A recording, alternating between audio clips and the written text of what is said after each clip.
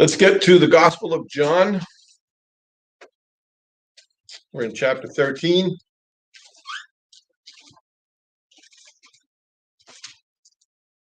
And let's read the first 11 verses tonight.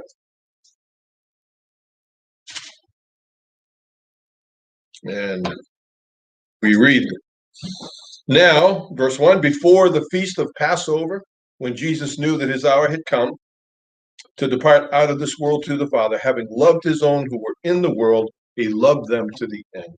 Isn't that awesome? That's a great statement.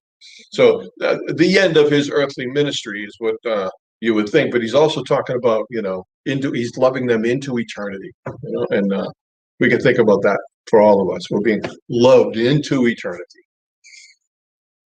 And so during supper, when the devil had already put it into the heart of Judas Iscariot, Simon's son, to betray him, Jesus, knowing that the Father had given all things into his hands and that he had come from God and was going back to God, rose from supper. He laid aside his outer garments, and taking a towel, he tied it around his waist. And then he poured water into a basin, and he began to wash the disciples' feet and to wipe them with a towel that was wrapped around him. He came to Simon Peter, who said to him, Lord, do you wash my feet? And Jesus answered, what I am doing you do not understand now, but afterwards you will understand. Peter said to him, you shall never wash my feet. And Jesus answered him, if I do not wash you, you have no share with me. And Simon Peter said to him, Lord, not my feet only, but also my hands and my head. And Jesus said to him, the one who has bathed does not need to wash except for his feet, but is completely clean. And you are clean, but not every one of you. For he knew who was to betray him. That was why he said, not all of you are clean. And so that gives us a little insight into what he means here by clean. There's different words here for wash and for clean. And one means like when you go to the sink, wash your hands up, and the other one means when you go and take a full shower or a complete bath. And so those will come into play as we move through the verses. So he says, he let his disciples know that he is in control of all that is happening, all that is about to happen, all that's going to happen. He has the omniscience of the Lord Jesus Christ, God in the flesh. He knows what his disciples are thinking. He knows how they're going to conduct themselves. He knows what they're going to do. He's, as we know, he is God, and he's all over this. Look at verse 19. We didn't read it, but just a heads up on verse 19. He says, I am telling you this now, before it takes place, that when it does take place, you may believe that I am he.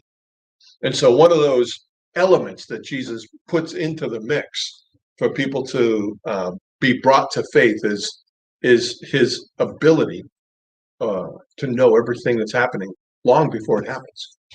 So we know that he is certainly not caught by surprise by any of this. Judas is going to betray him. Peter is going to deny him, along with the others. We often just think of Peter being the one to betray him. And John points it out because of, I believe, Peter's is more dramatic. But look at Mark 14. Turn back to Mark 14 and verse 29.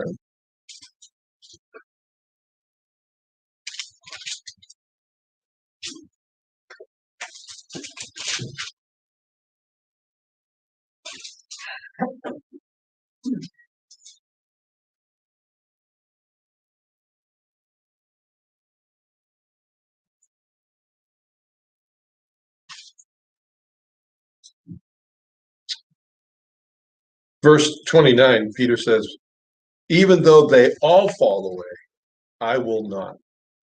And Jesus said to him, truly, I tell you, this very night before the rooster crows twice, you will deny me 3 times. But he said emphatically, if I must die with you, I will not deny you. And they all said the same. And so it wasn't just Peter, who was saying that. All of the disciples were saying that to Jesus at this last supper that they were having. And so tonight we're going to look at maybe 2 out of the 4, but They line up nicely under this humility that this passage talks about. There's holiness that the passage talks about. And then there's happiness that I'm pretty sure we won't get to tonight. Not that we won't be happy. You'll be happy enough. I'm just saying that's part of the outline. And then finally, the hypocrisy that we're just referencing even now. And so it lines up nicely with that humility and holiness and happiness and hypocrisy. And so he rose from supper. Now I just want you to turn back to Luke 22. And we'll fill out the story a little bit.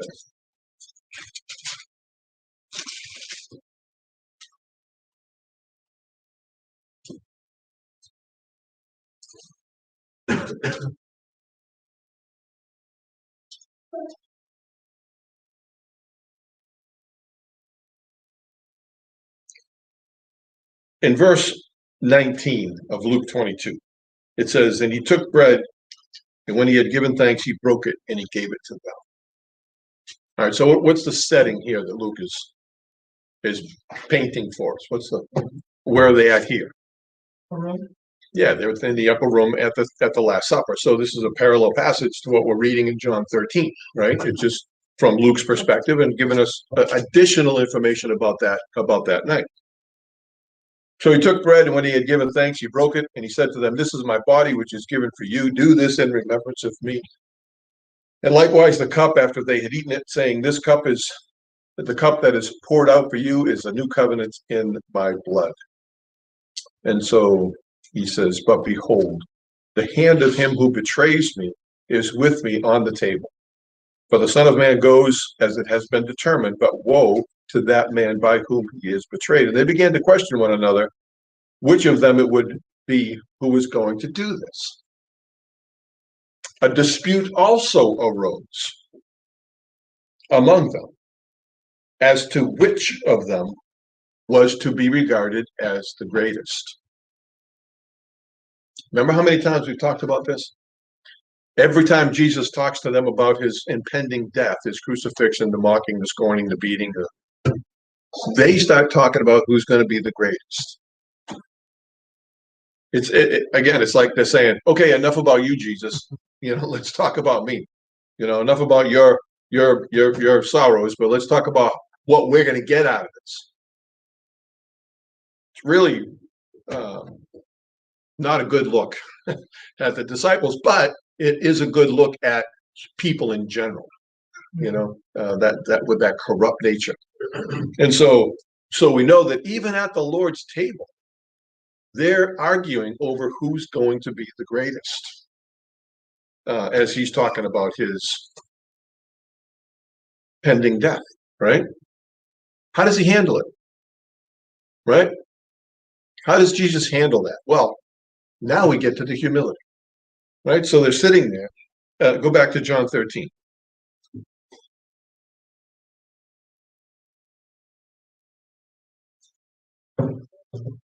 So he just told one of you is a betrayer.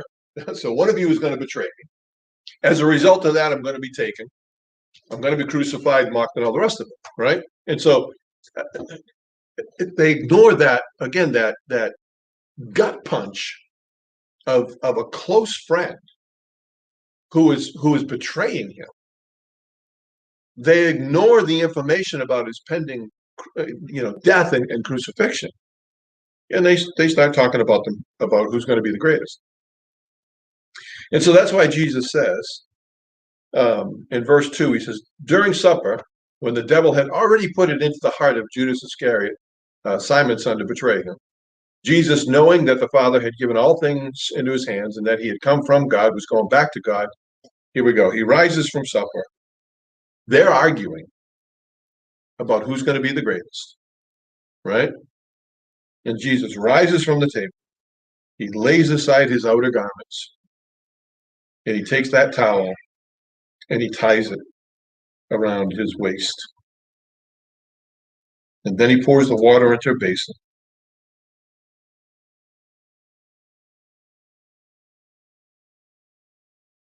Around it. So he's already done a few of these disciples. Because look at what it says in verse 6, where it says, he came to Simon Peter. In other words, it's Simon Peter's turn. So he's already done some, right? But think about this act of humility. Because remember that day, as they're walking through the streets with sandals on, they're walking through all the manure from all the different types of animals, the donkeys and the camels and the goats and the sheep and the wild dogs that are running around. And to think about the fact that Jesus would, in the midst of their conversation about who's going to be the greatest, he does this. Isn't it kind of impactful? What a lesson, in that moment, without ever saying to them, stop arguing about who's going to be the greatest. He just does this. What a powerful, lesson for them. And so he comes to Simon Peter, and he said to him, Lord, do you wash my feet? The language couldn't be more stunned, from Peter's point of view. It's really an amazing thing, and it's almost repulsive to Peter that Jesus would do this, considering who he was in their eyes. That he almost couldn't stand thinking about that Jesus was doing. Kind of, again, that reveals Peter's heart, right?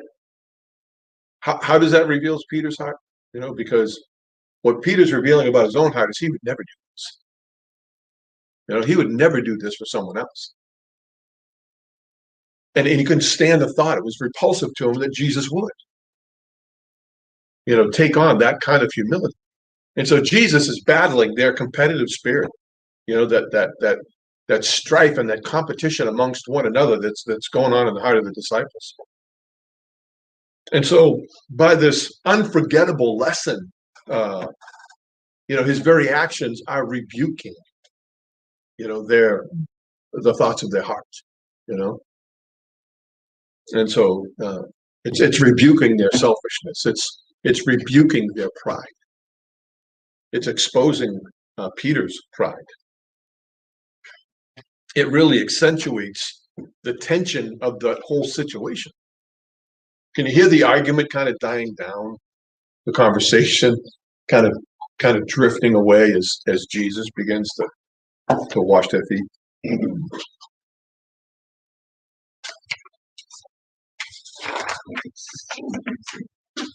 What a special mark of affection towards his disciples, in this humility. And remember, don't confuse humility with poor in spirit that Jesus talks about in Matthew 5. Don't confuse that with those who are poor spirited. You understand? True humility is not timid. A lot of times people are afraid to be humble in front of others because of their own pride, right?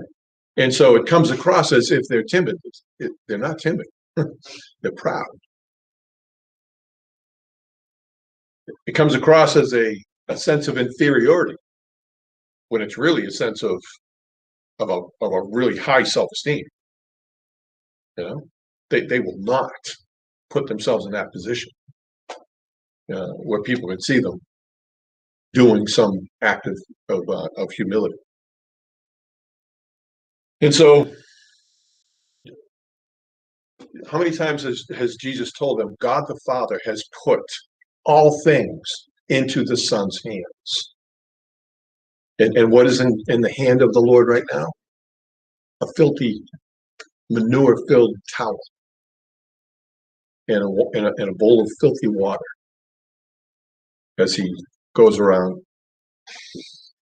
washing their feet. He was born in poverty, but he was, of course, wealthy beyond imagination. And so it tells us in the Bible he was rich, but he became poor, right? So the sovereign Jesus Christ, he takes the place of the servant. And he does this for these folks. And again, humility is not thinking lowly of yourself. Someone said that humility is simply not thinking of yourself at all. Just do what needs to be done. And so it grows out of our relationship to God Father. Humility is one of those really elusive things where if you're trying to be humble, it's really not coming up. It doesn't come out right because there's too much of you in it. You're trying too hard. But if we focus on our relationship to God, doing all that He has called us to do, trusting Him in ways that we've really never imagined or have been able to trust Him before, then humility is a result of that. So humility is not a pursuit, it's a result. If we know what God's will is and we pursue it so He can be glorified, then we can then experience the joy that comes from the example of Christ. And regardless of what it costs, regardless of the sacrifice, there's joy. There's just joy that you've been able to accomplish this thing for God. So he comes to Simon Peter, which again is kind of how everybody's thinking, but at least Peter was always the one who was willing to say it, while everybody else was thinking it. So Peter is so surprised. It's like, you are going to wash my feet? Never. And really the emphasis is never in all of eternity would I ever let you wash my feet. That's the emphasis that Peter's throwing out there, Jesus. Never in all of eternity would I ever let you wash my feet. And again, it reveals Peter's, he's impetuous, he has a high regard for Jesus, but he also has a high regard for himself as a part of that. And so, but you want to see what change looks like? Turn to 1 Peter 5.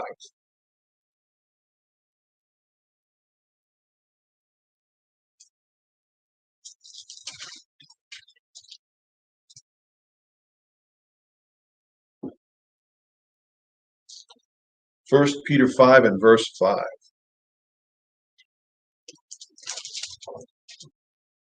And he says, likewise, you who are younger, be subject to the elders.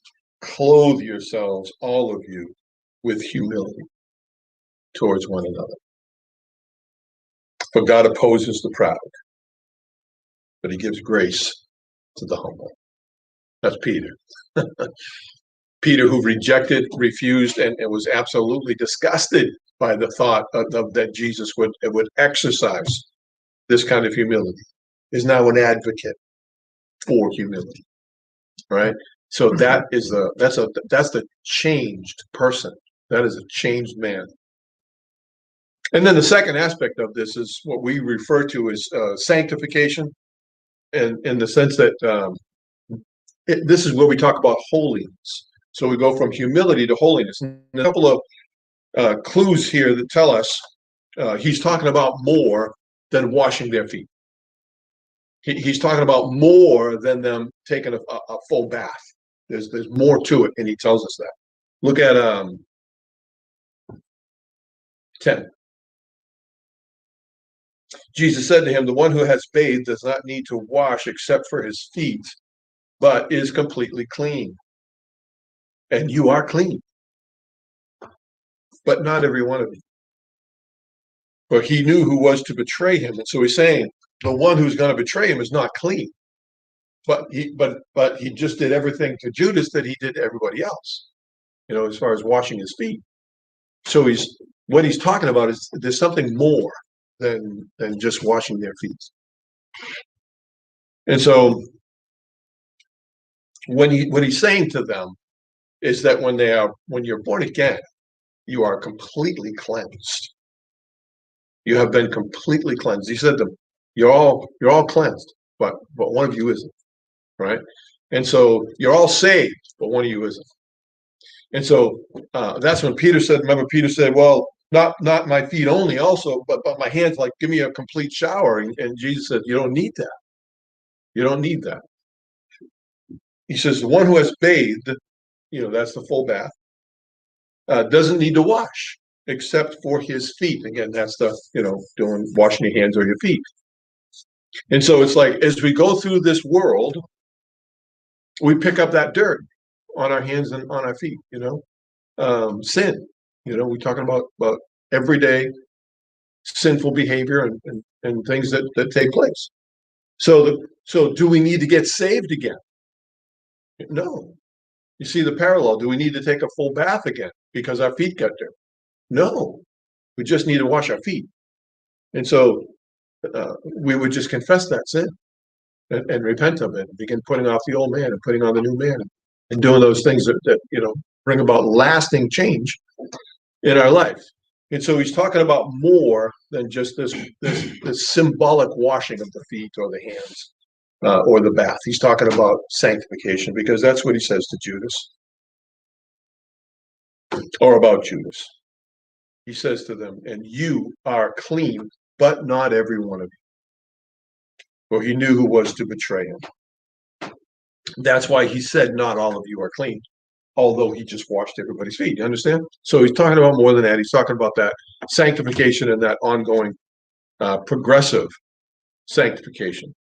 And so the external washing is it's a portrait, it's a metaphor for the picture of spiritual cleansing that happens at the time of salvation. And so again, we're emphasizing the omniscience of Jesus concerning himself and the work of his disciples. We know he predicted his death. He predicted his resurrection. He talked about his unique position and relationship to God. His supernatural awareness of everything that was going on around him. I love the passages when he's telling people about what they're thinking. John mentions one of them when he talks about Nathaniel, right? Back in chapter 1.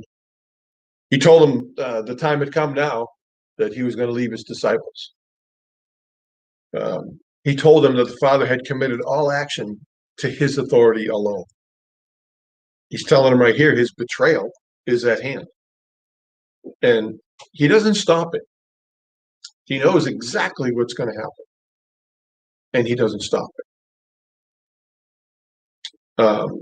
The identity of those who are true and true believers here is settled when he tells them, you are clean. They're ready to go.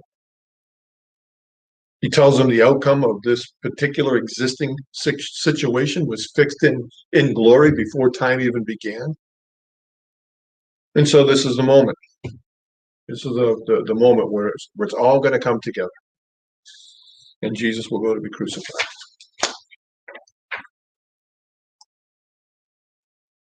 Next week we'll pick it up and we'll look at happiness and we'll look at the hypocrisy as we continue through the passage. And there's good stuff to be looked at, good stuff to learn as we go through it. I'm excited to get to it.